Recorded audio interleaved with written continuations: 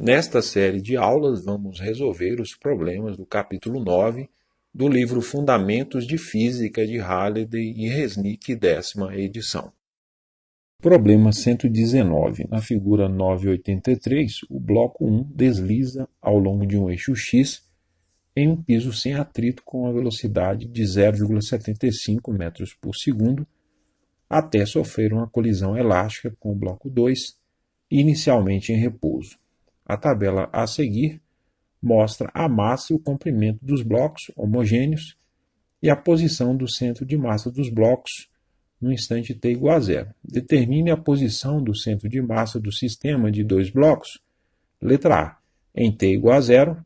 Letra B, no instante do choque. E letra C, em t igual a 4,0 segundos.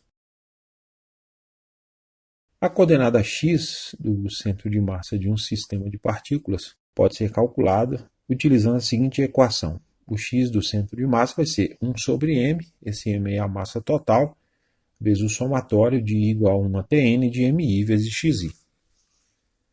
A posição do centro de massa do sistema em t igual a zero é, o x do centro de massa vai ser m1 vezes x1, mais m2 vezes x2, dividido por m1 mais m2. Então é 0,25, que é o valor da massa do bloco 1, vezes menos 1,50, que é a sua posição inicial, mais 0,50, que é a massa do bloco 2, vezes 0, que é a sua posição inicial, dividido por 0,25 mais 0,50, que é a soma das massas. Efetuando esses cálculos aí, dá menos 0,50 metros.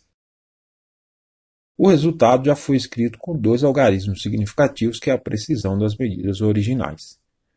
No momento do choque, a coordenada x do centro de massa do bloco 2 continua em x igual a zero. E a coordenada x do centro de massa do bloco 1 será igual a menos a soma das metades dos comprimentos de cada bloco.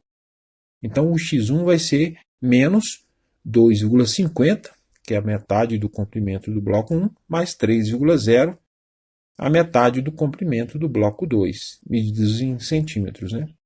Então, dá menos 5,5 centímetros.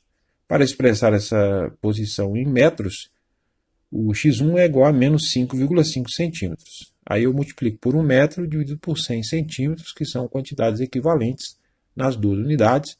Aí eu posso simplificar o centímetro e o resultado vai estar em metros. Menos 5,5 vezes 1 sobre 100 dá menos 0,055 metros. A posição do centro de massa nesse instante é, o x do centro de massa vai ser 0,25, que é o m1, vezes menos 0,055, a sua posição, mais 0,50, o m2, vezes 0, a sua posição, dividido pela soma das massas, 0,25 mais 0,50. Efetuando novamente os cálculos, dá menos 0,0183 metros. Escrevendo este resultado com dois algarismos significativos, ele se torna. O x do centro de massa vai ser menos 0,018 metros, ou menos 1,8 centímetros. Eu dividi por 100 a medida em metros. Como o piso não tem atrito, somente forças internas ao sistema estão agindo sobre ele, e a velocidade do centro de massa é constante, não muda. A velocidade do centro de massa de um sistema de partículas pode ser determinada utilizando a seguinte equação. VCm vai ser 1 sobre m, m é a massa total, vezes o somatório de igual a 1 a Tn de mi vezes vi.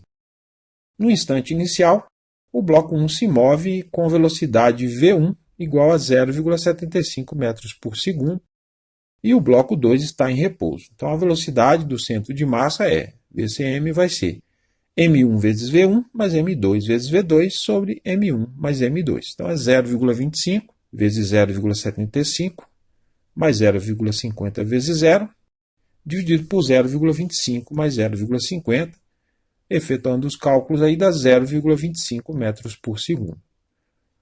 Como a velocidade do centro de massa do sistema é constante, seu movimento será uniforme e podemos utilizar a equação válida para esse tipo de movimento. A posição x vai ser o x0, que é a posição inicial, mais o vx, a velocidade, vezes o instante t. A posição inicial do centro de massa foi calculada na letra A, e a velocidade acabamos de determinar.